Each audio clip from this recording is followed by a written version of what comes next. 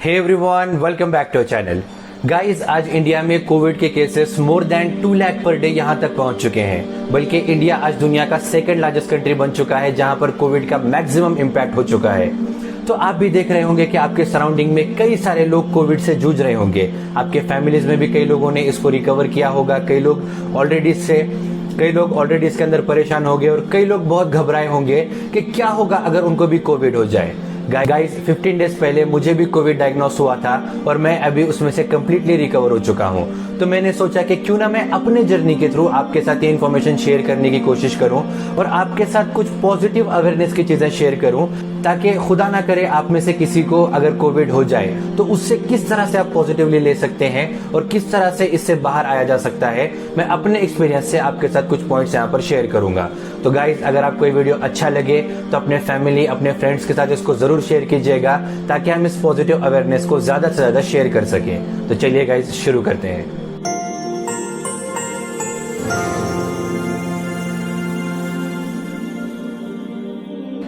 Covid की ये second wave और उसके जो म्यूटेशन हो चुका है, उसके जो नॉर्मल सिम्टम्स हैं वो है आपको सर्दी होगी, बुखार आएगा, उसी के साथ साथ आपका फूड का टेस्ट चला जाएगा, स्मेल का टेस्ट, उसी के साथ साथ बॉडी के अंदर काफी वीकनेस फील होती है। अगर आपको इनमें से कोई भी सिम्टम्स डायग्नोस हो तो हम यही गलती कर रहे हैं कि हम उसको वायरल इन्फेक्शन की तरह ले रहे हैं और हम डॉक्टर से प्रॉपर ट्रीटमेंट नहीं ले रहे। उसकी वजह यह है कि कई लोग बहुत घबराए हुए हैं कि अगर उनको कोविड डायग्नोस हो जाए तो शायद उनको हॉस्पिटलाइज होना पड़े, शायद उनकी तबीयत और खराब हो जाए। और उसी के साथ साथ लोग अलग अलग अफवाहों पर भरोसा कर रहे हैं, जिस वजह से लोग डर के डॉक्टर से प्रॉपर ट्रीटमेंट नहीं लेते।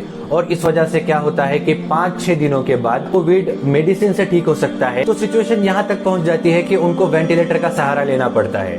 उसी के साथ साथ हम अपने आप को प्रॉपरली डायग्नोस नहीं करते और अपने आप को प्रॉपरली आइसोलेट नहीं करते, जिस वजह से हमारे फैमिली के अंदर कई सारे लोग इससे इन्फेक्टेड हो जाते हैं। मगर एक बात हमें यहाँ पर ध्यान में रखना है कि कोविड ये डायरेक्टली जानलेवा बीमारी नहीं है और कोविड का मोर्टेलिटी रेशियो भी बहुत कम है। इसका मतलब ये नहीं है कि अगर आपको कोविड डायग्नोस हो जाए या आपका ऑक्सीजन लेवल भी कुछ हद तक कम हो जाए या आपको हॉस्पिटलाइज होना पड़े, इसका मतलब आपके डायरेक्टली जान पर बनाएगी, ऐसे नहीं होगा। आपको सबसे पहले अपने आप को प्रॉपरली डायग्नोस कराना है और उसके बाद डॉक्टर ये डिसाइड करेंगे कि आपको घर बैठे आइसोलेट करके भी आपको ट्रीट किया जा सकता है या आपको हॉस्पिटलाइज होना जरूरी है, या सम केसेस में कुछ पेशेंट को ऑक्सीजन की रिक्वायरमेंट होती है। मगर इन तीनों भी केसेस में डायरेक्टली आपके जान के ऊपर नहीं बनाती, बल्कि जब आपको सिम्टम्स नजर आए उसके 3-4 दिनों के अंदर अगर आप प्रॉपरली ट्रीटमेंट ले लोगे तो आप मेडिसिन के ऊपर भी अपने आप को रिकवर कर सकते हो। इसलिए अगर आपको कोविड के कोई भी सिम्टम्स नजर आए तो आपको एकदम से पैनिक नहीं होना है, बल्कि आपको अच्छे डॉक्टर से कंसल्ट करना है और डॉक्टर के सजेशन से आपको आगे के स्टेप्स लेने हैं। हो सकता है डॉक्टर आपको ब्लड टेस्ट कराने के लिए कहे, आपको HRCT स्कैन कराने के लिए कहे और उसके ऊपर से डॉक्टर डिसाइड करेंगे कि आपको घर बैठे आपको ट्रीटमेंट दिया जा सकता है या आपको हॉस्पिटलाइज होने की जरूरत है। यहाँ पर आप ये word HRCT scan, HRCT score, ये कई लोगों से बार बार सुन रहे होंगे। ये एक्चुअली होता क्या है? इसमें आपका एक नॉर्मल CT स्कैन किया जाता है। इसके अंदर ये चेक किया जाता है कि आपके लंग्स के अंदर क्या निमोनिया का इन्फेक्शन फैल चुका है या नहीं फैला। बेसिकली इसके अंदर आपके लंग्स के 40 अलग अलग पार्ट्स किए जाते हैं और ये देखा जाता है कि उन 40 पार्ट्स में से कितने पार्ट्स के अंदर निमोनिया का इन्फेक्शन फैल चुका है। मोस्ट ऑफ द केसेस में, इवन 95% केसेस में, अगर आपको निमोनिया डायग्नोस भी होता है तो 5 से 6 दिनों के अंदर आपको प्रॉपर ट्रीटमेंट देकर वहां पर डिस्चार्ज भी किया जाता है। इसका ये मतलब नहीं है कि अगर आपको निमोनिया भी डायग्नोस हो जाए तो डायरेक्टली आपको वेंटिलेटर लगाने की जरूरत पड़ेगी या आपको डायरेक्टली ऑक्सीजन की जरूरत पड़ेगी।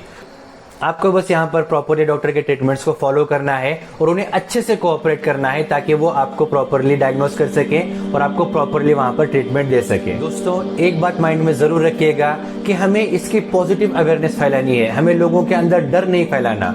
क्योंकि आज हम देख रहे हैं कि 2 लाख लोग अगर हर रोज इन्फेक्ट हो रहे हैं, इसका मतलब ये है कि आने वाले दिनों में कई और लोग इन्फेक्ट होंगे और अगर उनकी साइकोलॉजी पॉजिटिव नहीं रहेगी तो वो कोरोना से नहीं बल्कि डर की वजह से ही ज्यादा से ज्यादा लोग अपनी जान गंवा बैठेंगे।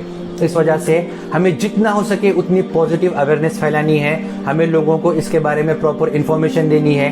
उनकी बीमारी कितनी सीरियस है ये डॉक्टर्स को डिसाइड करने देना है, ना कि हमें खुद अपने आप को जजमेंट पास करने हैं। दोस्तों 95% केसेस में लोग 5 से 6 दिनों के अंदर ठीक हो जाते हैं। पूरी फैमिली जिसके अंदर मेरे मम्मी पापा, मेरी सिस्टर, मैं खुद, हम सब लोग 5 से 6 दिन के अंदर कंप्लीटली रिकवर हो चुके हैं और हम सब लोग डिस्चार्ज होकर घर पर वापस आ चुके हैं। तो गाइस सबसे इंपॉर्टेंट है पॉजिटिव अवेयरनेस। हमें सिर्फ वक्त रहते अपनी ट्रीटमेंट करनी है। आप जितना डिले करोगे उतनी आपकी तबीयत और खराब होती जाएगी और जितने जल्दी आप अपने आप को डायग्नोस करोगे उतने जल्दी आप इससे रिकवर हो सकते हो और अपने नॉर्मल लाइफ में आप वापस आ सकते हो।